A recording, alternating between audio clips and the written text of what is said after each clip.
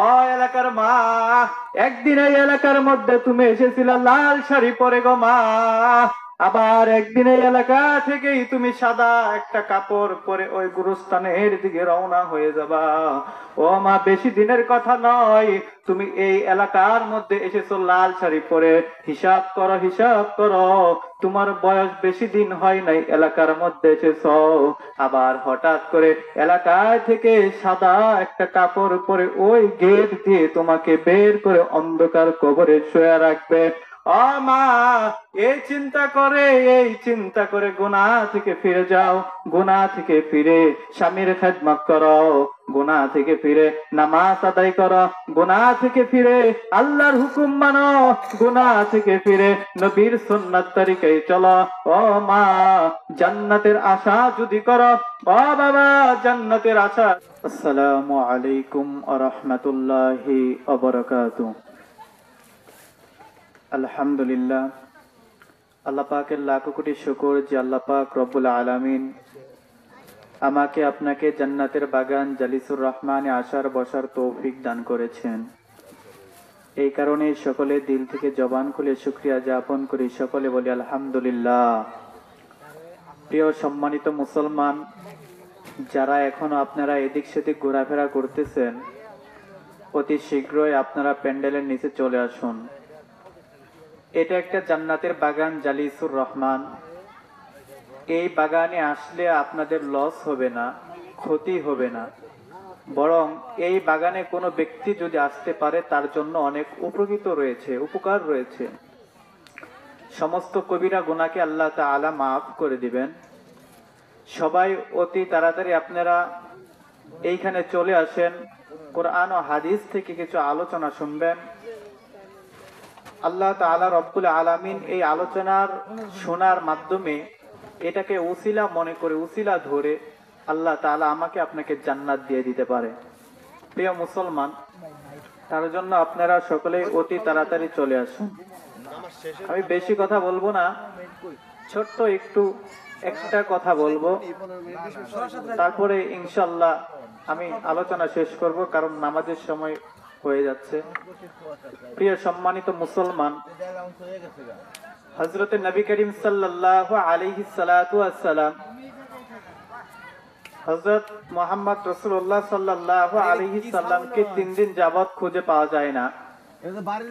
সাহাবায়ে কেরামগণ নবী করিম সাল্লাল্লাহু আলাইহি সাল্লাতু ওয়াস সালামকে খুঁজতেছিলেন। হযরত ওমর রাদিয়াল্লাহু তাআলা আনহু, আবু বকর এবং উসমান রাদিয়াল্লাহু তাআলা আনহু তিনজন মিলে নবী করিম সাল্লাল্লাহু আলাইহি সাল্লামকে খুঁজতেছেন। হঠাৎ করে তারা তিনজন সাহাবী বের হয়ে গেলেন। নবী কোথায়, নবীকে খোঁজার জন্য তিনজন যখন বের হয়ে গেলেন, চিন্তা করতেছেন নবী আমার কোথায়। এই চিন্তা করার পর হযরত ওমর রাদিয়াল্লাহু তাআলা আনহু বড় রাগান্বিত একজন সাহাবী, হযরত ওমর রাদিয়াল্লাহু তাআলা আনহু রেগে গেলেন, হাত থেকে তলোয়ার বের করে ফেললেন। তলোয়ার বের করে বলতেছেন, এই মদিনার যত কাফেররা রয়েছে, শোনো শোনো, আমার নবীকে তোমরা কোথায় লুকিয়ে রেখেছ? এখনো সময় আছে, এখনো সময় আছে,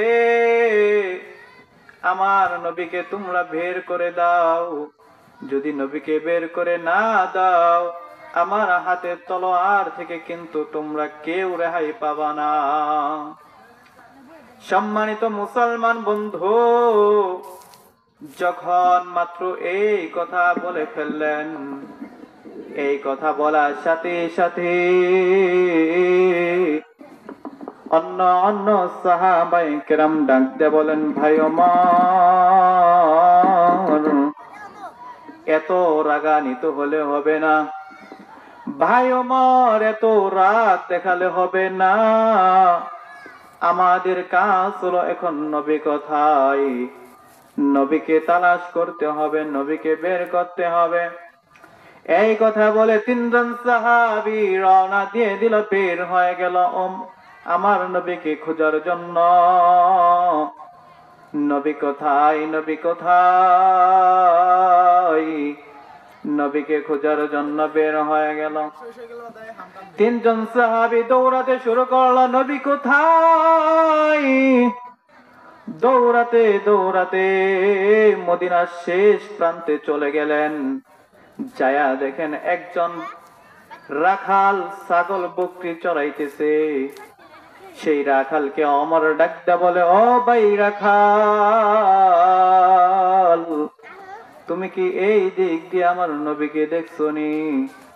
রাখাল ডাক দিয়ে বলে, ও ভাই, ও হুজুর, নবীকে আমি তো নবীকে চিনি না।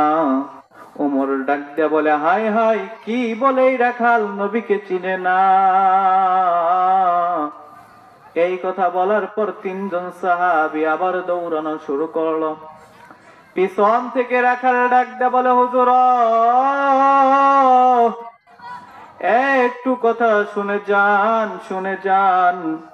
ডাক দিয়া বলে, ভাই রাখাল, তুমি কি বলতে চাও বলো, তাড়াতাড়ি বলো, আমার নবীকে খুঁজতে হবে। যেই সময় এই কথা বলে ফেললেন, ভাই রাখাল ডাক দিয়ে বলে, হুজুর, এই যে আপনি দেখতেছেন একটা পাহাড় রয়েছে, এই পাহাড়ের মধ্যে একজন ব্যক্তি, এত সুন্দর নূর দ্বারা ব্যক্তি, এত সুন্দর এক ব্যক্তি, নূরে নূরান্বিত চেহারা, ওই ব্যক্তিটা 3 দিন যাবৎ জার জার করে সিজদার মধ্যে পড়ে শুধু কান্না করতেছে আর ডাক দেয়া বলতেছে, ইয়া উম্মতি, ইয়া উম্মতি। যেই সময় এই কথা বলে ফেললেন, ওমর বুঝতে বাকি রইল না যে এটাই আমাদের নবী। মুসলমান বন্ধু, যেই সময় এই কথা বলে ফেললেন, নবীর খবর পাওয়া মাত্রই ওমর পাহাড়ের দিকে রওনা হয়ে গেছে। রাখাল আবার ডাকতে বলে, হুজুর দাঁড়ান। বলে, কি হয়েছে, কি হয়েছে বলো। ডাক দিয়ে বলে, ও হুজুর, যত তাড়াতাড়ি পারেন ওই পাহাড় থেকে ওই ব্যক্তিকে তাড়াতাড়ি নিয়ে চলে যান। বলে, কেন কেন কেন? বলতেছে, হুজুর আপনি দেখতে পারতেছেন আমি এই জায়গার মধ্যে উট চড়াইতেছি, বকরি চড়াইতেছি। যেই দিন থেকে ওই ব্যক্তিটা ওই পাহাড়ের মধ্যে সিজদায় পড়ে কান্না করে, ওই দিন থেকে আমার এই উটগুলো, এই বকরিগুলো খাবার খায় না, খাবার খায় না। এই বকরিগুলো সিজদায় পড়ে কান্না করে। সুবহানাল্লাহ। প্রিয় মুসলমান, দেখেন দেখেন, আজকে আমি আপনি মানুষ হয়ে আমার নবীকে চিনতে পারি না। আমি আপনি আজকে মুসলমান হয়ে আপনি আমি নবীকে চিনতে পারি নাই। কিন্তু দেখেন, ওই পশু পর্যন্ত আমার নবীকে চিনে ফেলেছে। ওমর সাথে সাথে ডাক দেয়া বলে, ভাই রাখাল, তুমি আমার নবীকে চিনো নাই, তুমি মানুষ তবু আমার নবীকে চিনো নাই।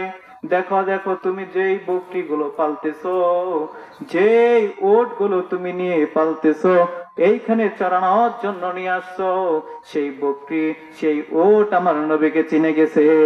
সুবহানাল্লাহ। আজকে তোমার ভিতর আমার ভিতর কিসের অহংকার?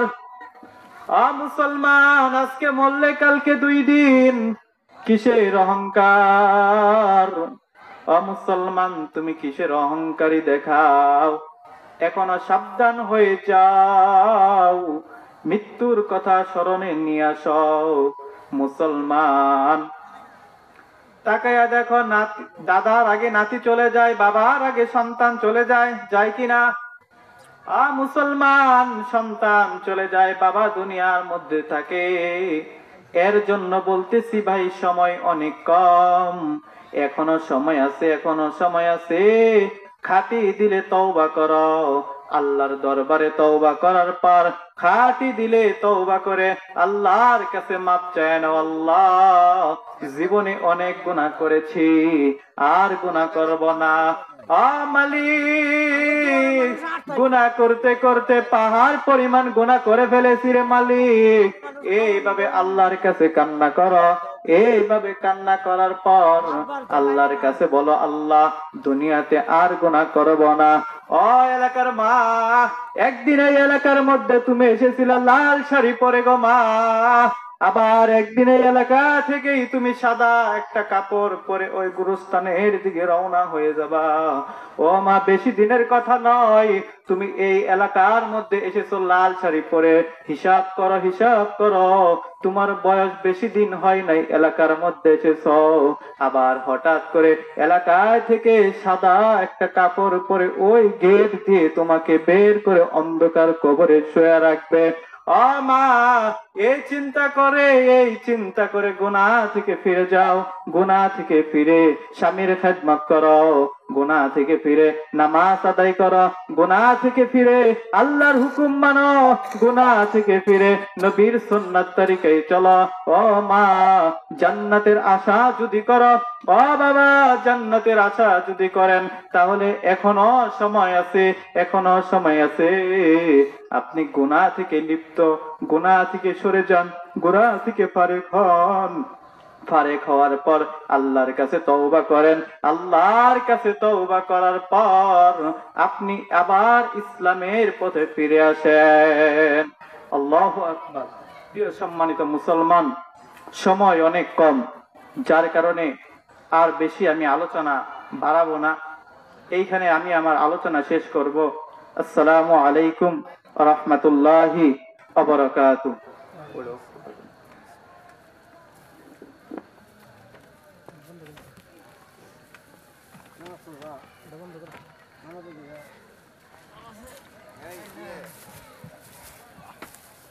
দুয়ারে যে মানুষ আছে সবাই নামাজ বোঝাও। হ্যাঁ, রেডি হেডি আইতেছে না।